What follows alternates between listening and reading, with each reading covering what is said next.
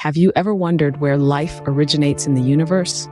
Is life a unique event that happens independently on different planets, or does it spread from world to world? This cosmic question has intrigued scientists for decades, leading to some fascinating theories and discoveries.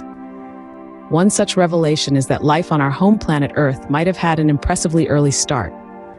Our planet is about 4.53 billion years old, and evidence suggests that simple life might have existed here at least 3.5 billion years ago. But what if life didn't originate on Earth? What if there wasn't enough time for life to spontaneously appear in early Earth conditions? These questions lead us to an intriguing possibility that life might have been delivered to our young planet from elsewhere in the cosmos. So if life didn't originate on Earth, where did it come from, and how did it get here? Enter panspermia, a fascinating theory that suggests life may have originated elsewhere and was delivered to Earth. This isn't a new concept, but it's one that has been gaining traction in the scientific community over the past few years. Panspermia posits that life, in its simplest forms, could be transported through space on comets, asteroids, and even cosmic dust, seeding planets as they collide. The theory of panspermia has a long and intriguing history. It was first proposed by the ancient Greeks, who considered the possibility of life forms existing beyond Earth. In the 19th century, scientists like Lord Kelvin and Svante Arrhenius resurrected and refined the idea, suggesting that life could be transported on meteoroids.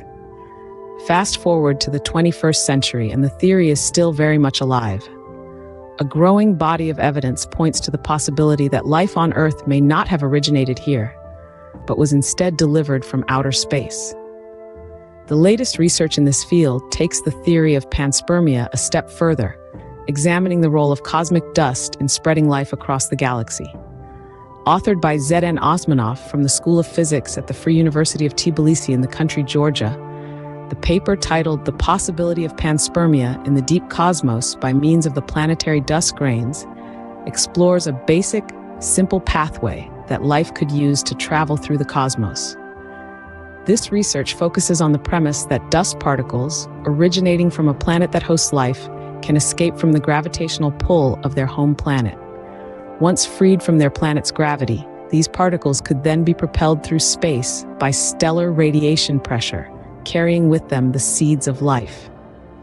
In essence, Osmanov's research suggests that life could hitch a ride on these particles of dust, spreading from planet to planet, system to system, perhaps even galaxy to galaxy. But how exactly can tiny particles of cosmic dust spread life across the cosmos? Cosmic dust might seem insignificant, but it could be the interstellar vehicle life uses to travel across the galaxy. Picture this: a tiny particle of dust, no larger than a speck, originating from a planet teeming with life. It's not just any dust, but one imbued with the very essence of life itself. This dust can arise under specific circumstances, such as when particles from a planet's high-altitude atmosphere scatter against cosmic dust grains. It's an extraordinary dance, a collision of the cosmic and the terrestrial, that results in something utterly remarkable. Now imagine this speck of dust escaping the gravitational pull of its home planet. This might sound like a plot from a science fiction novel, but research suggests it's entirely possible. A study in the journal Astrobiology showed how hypervelocity space dust can interact with this planetary dust, creating powerful momentum flows. A small fraction of these particles can be accelerated enough to escape the planet's gravity.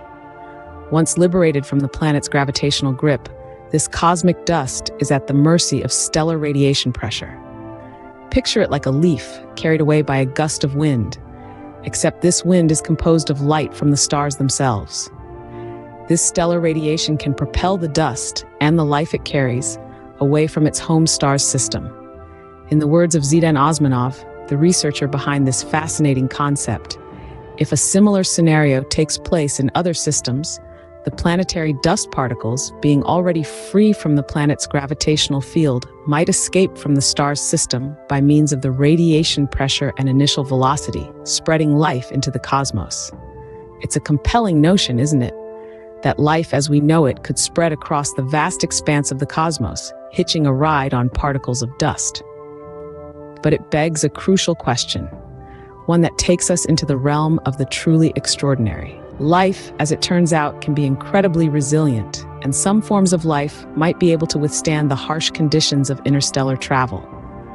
Imagine a grain of dust hurling through the void of space, carrying with it the potential for life. This isn't the stuff of science fiction, but the focus of serious scientific inquiry. So what kind of life forms could potentially hitch a ride on a dust grain?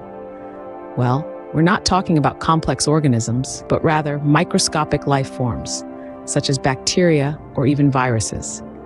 These tiny life forms, known as extremophiles, have been found in some of the most inhospitable places on Earth, from the depths of the ocean to the icy wastelands of Antarctica. These hardy survivors are capable of withstanding extreme temperatures, intense radiation, and prolonged periods of desiccation.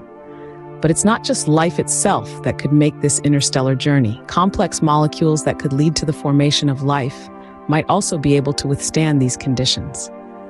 Amino acids, the building blocks of proteins, have been found on meteorites, suggesting that these molecules can survive the journey through space. Of course, the journey is not without its hazards. The vacuum of space is a hostile environment filled with intense radiation and fluctuating temperatures. Life, or the precursors to life, would need some form of protection. This could come from the dust grain itself, acting as a shield against these harsh conditions. It's also worth noting that survival is just the first step. Once these life forms or molecules reach their destination, they would need to find suitable conditions to thrive. This could mean a planet with a hospitable climate and the necessary ingredients for life. So, if life can spread through cosmic dust, what implications does this have for our understanding of life in the universe?